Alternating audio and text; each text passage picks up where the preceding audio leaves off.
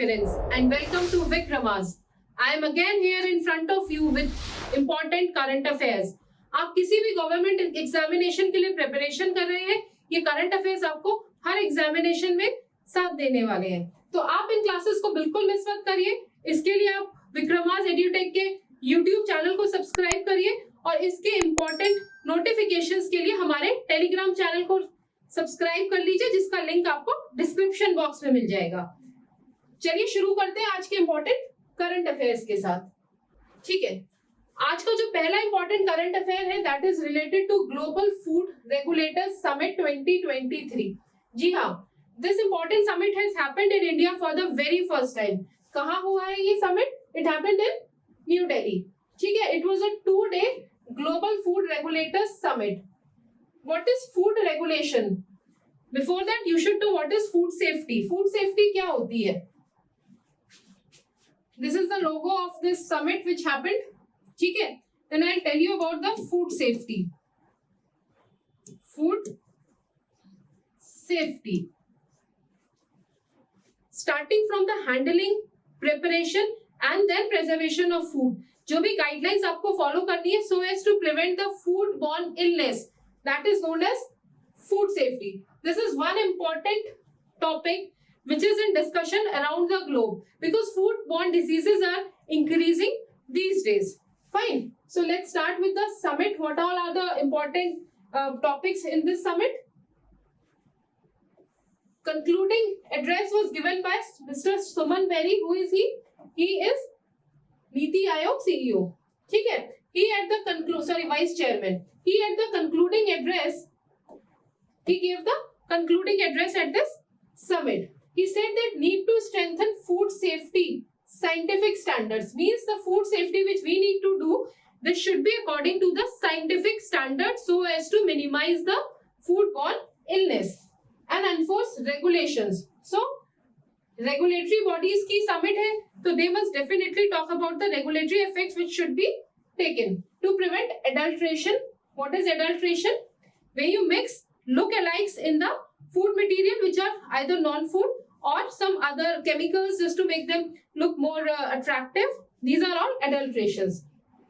जैसे दाल में छोटे-छोटे स्टोन के पीसेस को ऐड किया जाता है और to make it more effective, more attractive pulses को पॉलिश किया जाता है. That is all comes under adulteration. And counterfeiting of food. What is counterfeiting? Means when you make a replica of it. Fine. The Global Food Regulators Summit was inaugurated on 20 July. Not very much important, but you should have a rough idea when it took place. And who inaugurated it? Dr. Mansukh Mandavia. Who is he? He is the Union Minister of Health and Family Welfare. Fine. Let's come to another key points.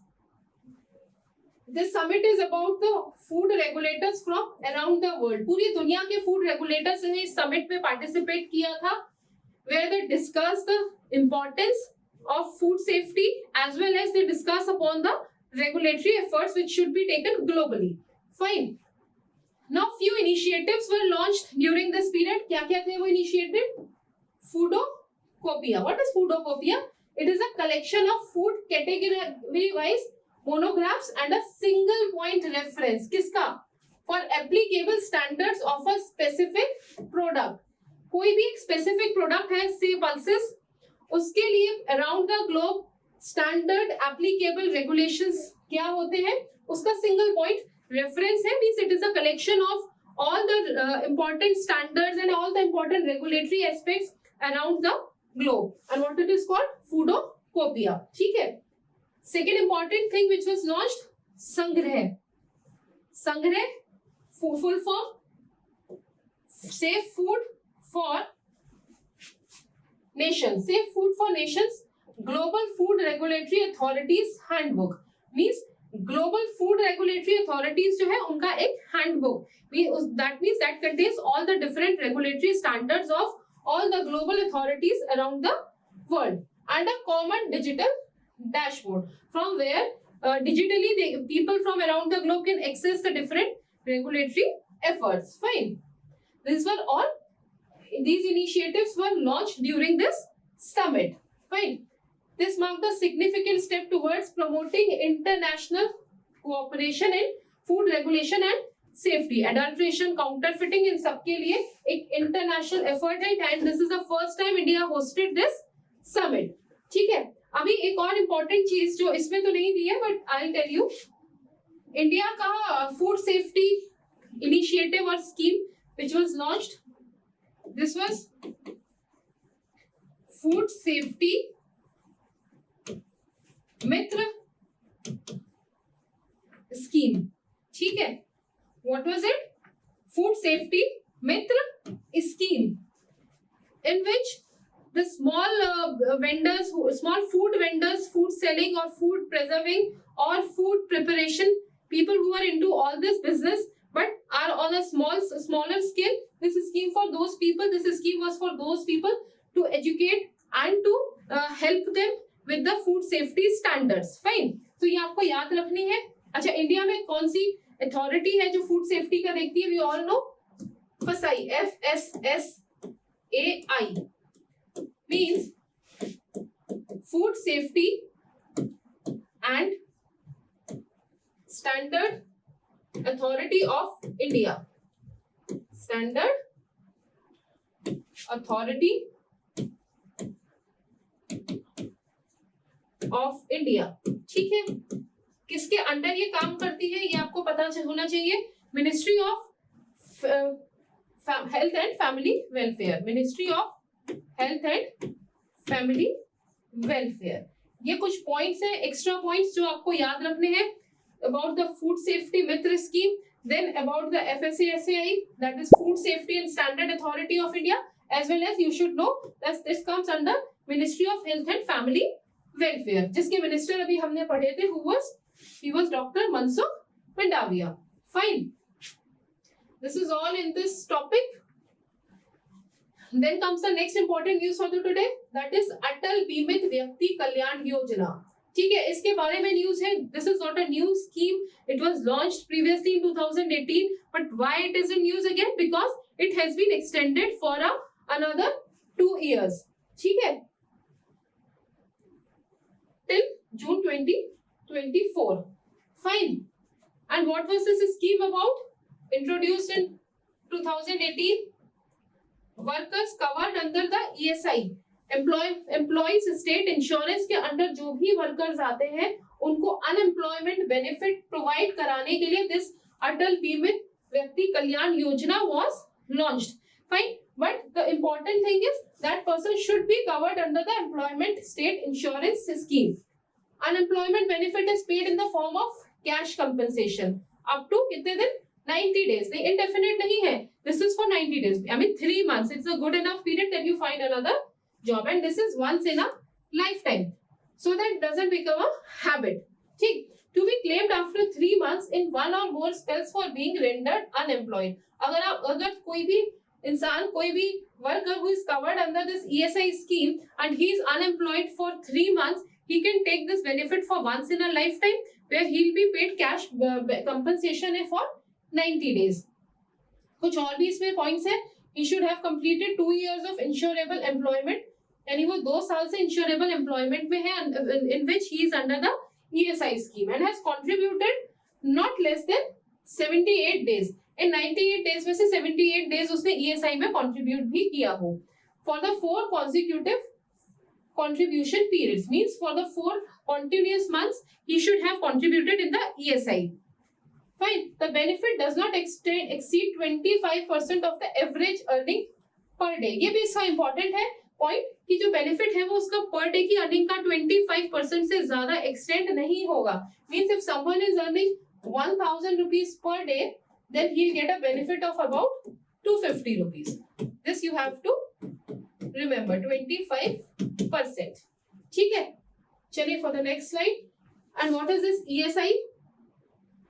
ESI Act 1948. ठीक है, याद रखिएगा. It applies to all the factories and notified establishments located in implemented areas employing 10 or more persons. ESI का rule किस पर लागू होता है? For 10, which the organization having 10 or more persons and is applicable on employees drawing wages up to 21,000 per month. तो employees का veg कितना होना चाहिए? 21,000 पर मंथ होना चाहिए for the ESI. ESI is administered by corporate body called the ESI Corporation. So this is a cooperative body.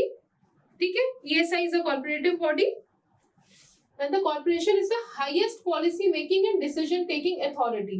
ये जो corporation है ये हाईएस्ट पॉलिसी मेकिंग यानी ESI से रिलेटेड जितने भी नए स्कीम्स बनते हैं उन सबका पॉलिसीज यही बनाते हैं, डिसीजन भी यही लेते हैं under the ESI act and overseas the functioning of the scheme. ठीक है, union minister of labour and employment, इसके चेयरमैन कौन होते हैं?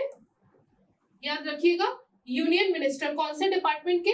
Ministry of labour and employment, वो इसके चेयरमैन होते हैं ESI के. आप इसको बिल्कुल याद रखिएगा, इस तरीके के क्वेश्चन अक्सर पूछे जाते हैं. देखिए मैंने एक छोटा सा ये ESI की वेबसाइट से ही लिया है पोस्टर कि क्या है, इसके बेनिफिट्स क्या है, आप इसको डिटेल में देख सकते हैं. मैंने आपको बता ही दिया. अटल बीमा बीमित व्यक्ति मींस अनएम्प्लॉयमेंट बेनिफिट है इसमें 25% से 50% इसको रिसेंटली इंक्रीज किया गया है. ये पॉइंट आप यहाँ से ले सकते हैं. Relief amount to be credited to the bank account, direct bank account में आएगा. ये पुराना है, अभी it has been extended to 2024.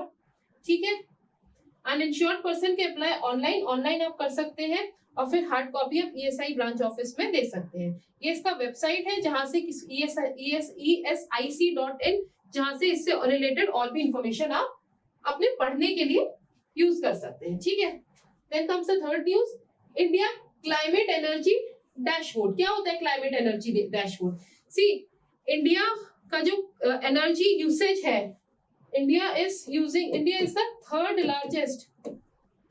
Largest energy consumer around the world.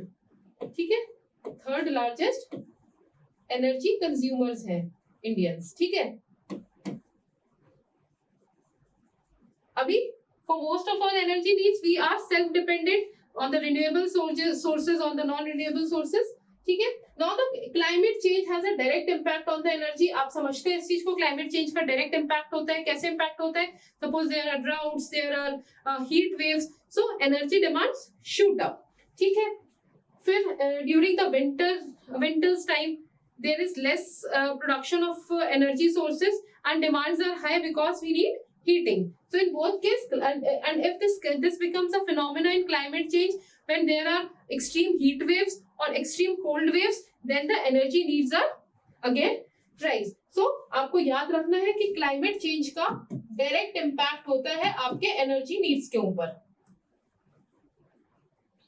ठीक है, क्लाइमेट चेंज का टॉपिक हम एनवायरनमेंट में भी पढ़ेंगे, but this is one topic which you will come across each and every day while we will be discussing the current affairs. ठीक है, तो ये किसने लॉन्च किया है डैशबोर्ड को? नीति आयोग ने. आप कोशिश करिएगा कि इस तरीके के इंडेक्सेस जो भी लॉन्च हो रहे हैं उसको कौन सी ऑर्गेनाइजेशन लॉन्च कर रही है उसको आप अपने पास सेपरेटली बुक में मार्क करके रखते जाइए. It will be very important at the time of prelims and mains. So the NITI Aayog has launched the India climate energy dashboard 3.0.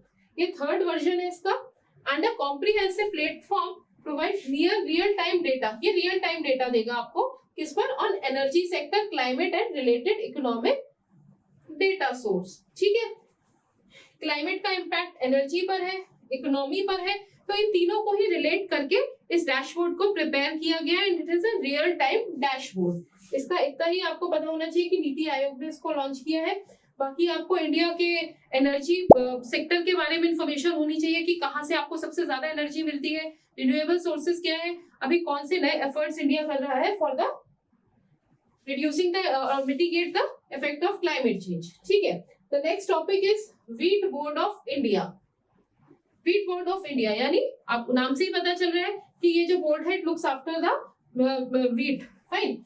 तो अभी कंटेक्स्ट क्या है? Serial experts from India, Australia and Canada, they have proposed the establishment of the wheat board of India. India don't have any wheat board. Jute board है, सारे और भी boards आपको मिलेंगे, कॉफी बोर्ड्स, टी बोर्ड्स, लेकिन wheat board नहीं है. अभी the experts from India, Australia and Canada, they have proposed for establishment of a wheat board in India, which will be a comprehensive organization to ensure food and nutrition security.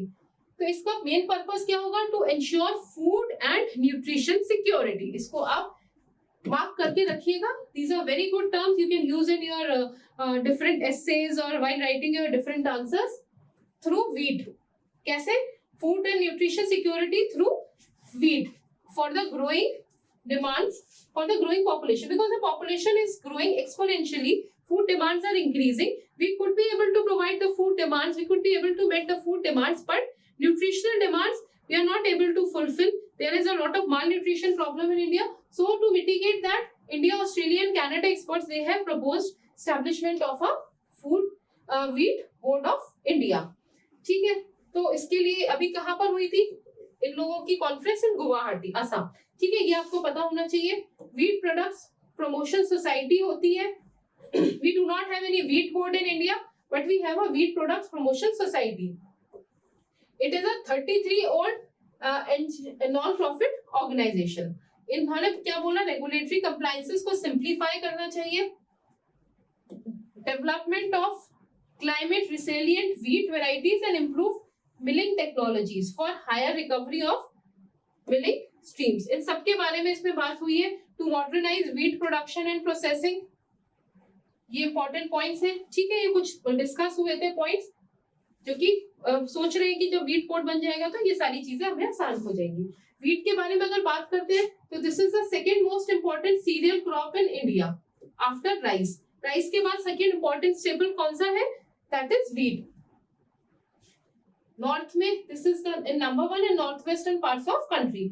ये कैसा crop है? It is a rabi crop that requires a cool growing season. 10 to 15 degree centigrade चाहिए at the time of sowing and 21 to 26 degree for ripening and harvesting with bright sunlight. ठीक है, तो रागी crop की speciality होती है, आप सबको पता होगा. Rainfall 75 to 100 centimetre and soil type is well drained, fertile, loamy and clayey soil. Ganga Sutlej plains में black soil region of the Deccan. तो कहाँ कहाँ ग्रो होता है? गंगा सतलुज प्लेन्स में and black soil region of the Deccan. Fine, ये कुछ इंपॉर्टेंट रीजन दिए हुए. अगर वीट प्रोड्यूसिंग स्टेट्स की बात करेंगे, उत्तर प्रदेश, देन पंजाब, हरियाणा. तीन आपको पता होने चाहिए, UP, Punjab and Haryana. Uttar Pradesh, Punjab and Haryana. ठीक है. India is the second largest producer of wheat. China के बाद सेकंड नंबर इंडिया का आता है. इंडिया में भी सेकंड इंपॉर्टेंट स्टेपल क्रॉप है. सबसे ज्यादा वीट ग्रो होता है उत्तर प्रदेश में, then comes Punjab and then Haryana. ये कुछ इंपॉर्टेंट पॉइंट्स है, आप इसको देख सकते हैं. Russia is the world's largest exporter of India. सबसे ज्यादा एक्सपोर्ट कौन करता है वीट का? रशिया. ये कुछ पॉइंट्स हैं, आप इनको बाद में पढ़ सकते हैं. ठीक है. एक और important news, solar star c initiative. ठीक है, किसका इनिशिएटिव है ये? आप बता सकते हैं? सोचिए फिर बताइए. International solar alliance. International solar alliance का ये इनिशिएटिव है. India is considering expanding its Solar Sea initiative operated by the International Solar Alliance to several Pacific Island nation. कुछ Pacific Island के nations पर इसको expand करने की तैयारी है. International Solar Alliance क्या है, इसको भी हम अभी बताते हैं आपको. ठीक है. अभी चाइना बहुत आउटरीच प्रोग्राम कर रहा है, वो Pacific Islands में सोलर प्रोग्राम्स को स्टार्ट कर रहा है. तो it becomes a reason of concern for India and other countries. So countries like Australia and Quad nations, US, Japan, Australia and India, they place greater emphasis on engaging with Pacific Island countries. ठीक है, तो इसमें क्या है कि China अभी बहुत अपना एक्सपेंड कर रहा है सोलर प्रोजेक्ट्स को. So now the Quad countries, they have decided to expand their products including India to Pacific Islands. ठीक है. And what is this Star Sea initiative? Programme aims to boost solar power ecosystems in the poorest countries. जो बहुत poor countries है वहां पर solar programme ecosystems को boost करने के लिए इसको लॉन्च किया गया था. And this is run by International solar Alliance, बता दिया मैंने, in partnership with the United Nations Industrial Development Organization. तो United Nations Industrial Development Organization और इंटरनेशनल सोलर अलायंस मिलकर इसको प्रमोट कर रहे हैं. इसकी और भी डिटेल्स है. इसको फंडिंग फ्रांस से भी मिल रहा है. ठीक है, आप इसको पढ़ लीजिएगा. इंडिया का क्या रोल है? India aims to enhance the institutional capacities of international solar alliance member states and contribute to development of quality infrastructure for energy solar energy uptake. आप इसको पढ़ लीजिएगा, और डिटेल्स मैंने इसमें डाल दिया है, इंपॉर्टेंट आपको बता दिया है. ठीक है. सोलर अलायंस क्या है? This is a joint effort by India and France to mobilise efforts against climate change. ठीक है. सोलर एनर्जी से रिलेटेड है, नाम ही बता रहा है इंटरनेशनल सोलर अलायंस। ये 21 COP21 जो पेरिस में हुई थी 2015 में, वहां पर इसको लॉन्च किया गया था। इसके फ्रेमवर्क में 2020 में कुछ अमेंडमेंट्स किए गए थे, ठीक है। Now all the member states of United Nations are eligible to join this alliance. So this amendment was done in 2020, ठीक है। इसका हेडक्वार्टर कहाँ है? इंडिया में कहाँ? गुड़गांव। इसकी एक इम्पोर्टेंट स्कीम आप जो आपने सुना होगा, one sun one grid one nation, ठीक है। इसमें कंसेप्चुलाइज किया गया है कि पूरी दुनिया को एक मानकर के solar grid, common solar grid को इसको बनाना इसका पर्पस है। इंडिया के प्राइम मिनिस्टर ने इसको कंसेप्चुलाइज किया था, इसको इंट्रोड्यूस किया था वन सन वन वर्ल्ड को। और इसका जो विजन है, this is to take electricity to even the remotest house in any part of the world. ये इसका प्रोजेक्ट है। ये आप अगर देखेंगे इंटरनेशनल सोलर अलायंस का ये लोगो है, ठीक है। चलिए, अरोराज ऑन मरकरी, एक इंपॉर्टेंट डिस्कवरी हुई है। अरोराज आप जानते हैं क्या होते हैं? पहले अरोराज मैं आपको बता देती हूँ। कुछ ऐसे दिखते हैं, आप अपनी स्क्रीन पर देख पा रहे हैं, मैंने एक छोटा सा इमेज लगाया है अरोराज, ठीक है। अब अरोराज क्या होते हैं वो हम बता देते हैं। Arora's are natural light displays. ये नेचुरल होते हैं। कैसे बनते हैं? सिर्फ पोलर रीजन्स में बनते हैं, mainly near the Arctic and Antarctic circles. They are caused by charged particles from the sun. Sun से जो चार्ज्ड पार्टिकल्स आते हैं, when they collide with the earth's atmosphere, then these auroras are formed। और इनको north pole पे अलग नाम है, साउथ पोल पर इनका अलग नाम है। The northern lights, aurora borealis, they occur near the north pole, while the southern lights, also known as aurora australis, these occurs at the south pole, ठीक है। अब इंफॉर्मेशन देख लेते हैं। इंफॉर्मेशन में दो तीन इंपॉर्टेंट चीज है। एक है बेपी कोलंबो मिशन, ठीक है। ये जो मरकरी में ऑरोरास को देखा गया है, ये किस प्रोजेक्ट के अंडर डिस्कवरी हुई है? This was found under the Bepi Colombo mission by ESA and JAXA। What is ESA? ESA is European space agency, ठीक है।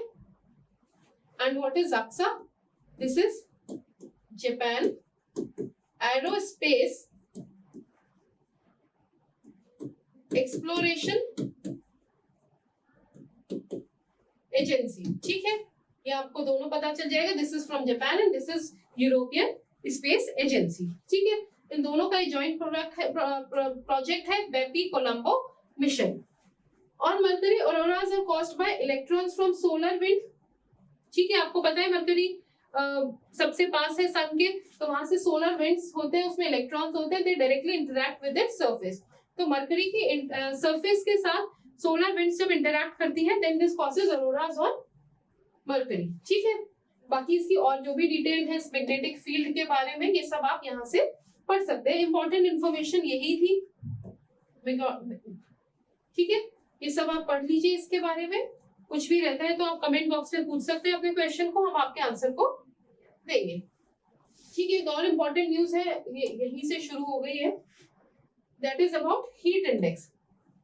इंडियन मेट्रोलॉजिकल डिपार्टमेंट में अभी sometimes you feel the temperature which you have been told that you have say you have 30 degrees Celsius at present at your place, but what you feel like is somewhere around 35-36 degrees Celsius. So why there is difference in the temperature which is told by the meteorological department and the actual temperature which you feel at any place? तो उसको समझाने के लिए एक heat index meteorological department ने on experimental base बनाया है। And what is the basis for this? This is the temperature the elevated temperature which you feel at any place is because of the combination of the temperature as well as the humidity और temperature दोनों का एक place पर combination से हमेशा feel like temperature is elevated, ठीक है। तो उसी को समझाने के लिए इस heat index को बनाया गया है। तो heat index is calculated using an equation similar to one used by National Weather Service। हाँ, ये एक ऑर्गेनाइजेशन है, नेशनल वेदर सर्विस है। Then we have National Oceanic and Atmospheric Administration, ठीक है। इन दोनों पॉइंट्स को आप याद रख लीजिएगा। इन ऑर्गेनाइजेशंस के बारे में थोड़ा डिटेल में पढ़ सकते हैं। and these are in USA.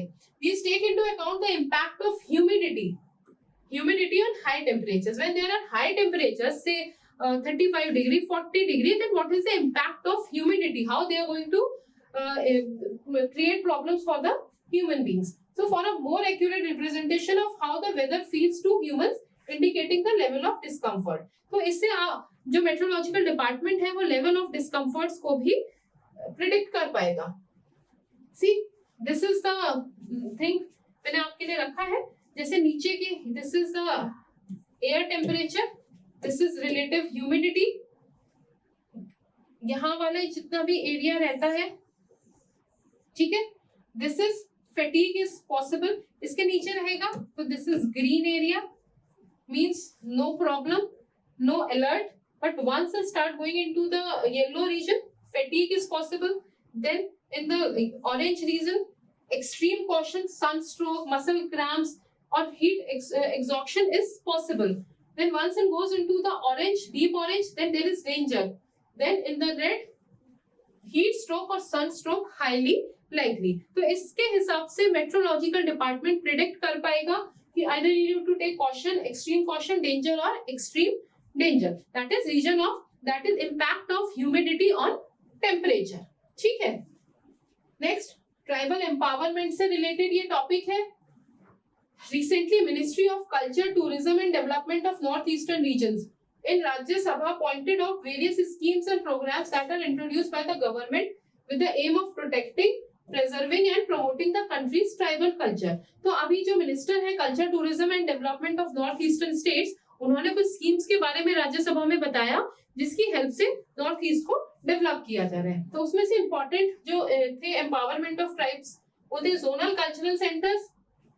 7 zonal cultural centres बनाए हैं which are responsible for organizing a wide range of cultural activities and programs across the nation on regular basis, जहां पर वो नॉर्थ ईस्ट के कल्चर के बारे में लोग जान पाएंगे. तो कितने हैं? 7 जोनल कल्चरल सेंटर्स. ठीक है. The councils are set up with headquarters at Patiala, Nagpur, Udaipur, Prayagraj, Kolkata, Dimapur and Tanjore. तो ये 7 हैं जहां हेडक्वार्टर है पटियाला पंजाब हो गया, Nagpur MP, Udaipur Rajasthan, Prayagraj UP, Kolkata, Dimapur and Tanjore. ठीक है. ये आपके 7 सेंटर्स हैं. देन रीजनल फेस्टिवल्स, अभी आप देख रहे हैं नॉर्थ ईस्ट के फेस्टिवल्स को बहुत प्रमोट किया जा रहा है. You got to know about different festivals which are taking place in north east. This is because of these schemes. तो ये किसके अंडर है? अंडर राष्ट्रीय संस्कृति महोत्सव. ठीक है. Rashtriya Sanskriti Mahotsav means national cultural festivals. And minimum of 42 regional festivals. कितने festival celebrate हो रहे हैं? मिनिमम 42 सेलिब्रेशंस हो रहे हैं across the zonal cultural council. So जितने भी जोनल कल्चरल काउंसिल्स है, 7 ऑफ देम, वहां सब एटलीस्ट 42 these cultural और Rashtriya Sanskriti Mahotsav are taking place. Then promotion of tribal languages, grants provide करी जा रही है स्टेट ट्राइबल रिसर्च इंस्टीट्यूट्स को. ठीक है. किस लिए?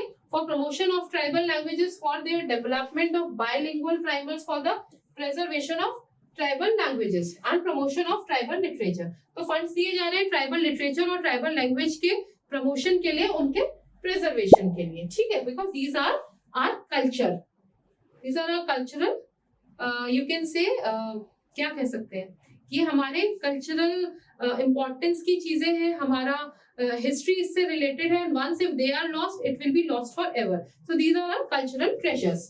ठीक है. Tribal research, information, education, communication events, true east. ये स्कीम है एक, tribal research, information, education, communication and events.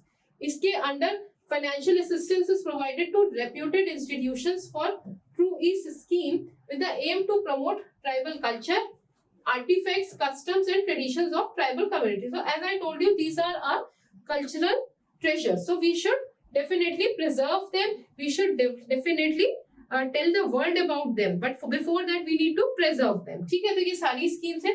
Then we have Eklavya model and museum model, schools and museum. And this was under the Azadi Ka Amrit Mahotsav. Ministry of Tribal Affairs, it has resolved to establish कितना 750 Eklavya model residential school. ठीक है. Eklavya model residential school है to support education of tribal students. ये आपको याद रखना है। कुछ म्यूजियम्स भी बनाए हैं for tribal freedom fighter museums. आप मुझे कमेंट बॉक्स में बताइएगा, और साथ में आप भी जितने भी इंपॉर्टेंट ट्राइबल लीडर्स हुए हैं जिन्होंने नेशनल फ्रीडम स्ट्रगल में हेल्प किया है, उनके बारे में आप पढ़िएगा, और कमेंट करके बता भी सकते हैं अगर आप कुछ इंपॉर्टेंट ट्राइबल लीडर्स के बारे में जानते हैं, ठीक है। In order to acknowledge the heroic and patriotic deeds of the tribal people.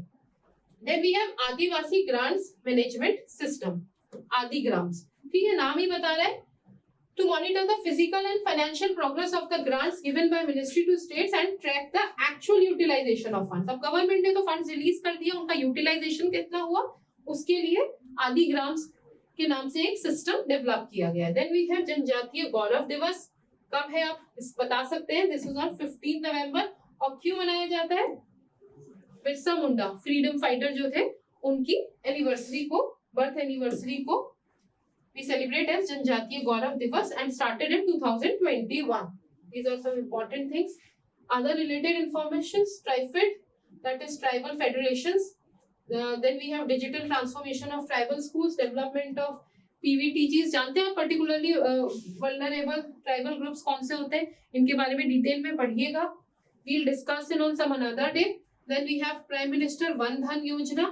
Then MNREGA, constitutional provisions. Constitution में कहीं भी ट्राइब वर्ड को नहीं डिस्क्राइब किया था, but scheduled tribe was inserted in constitution through article 342I।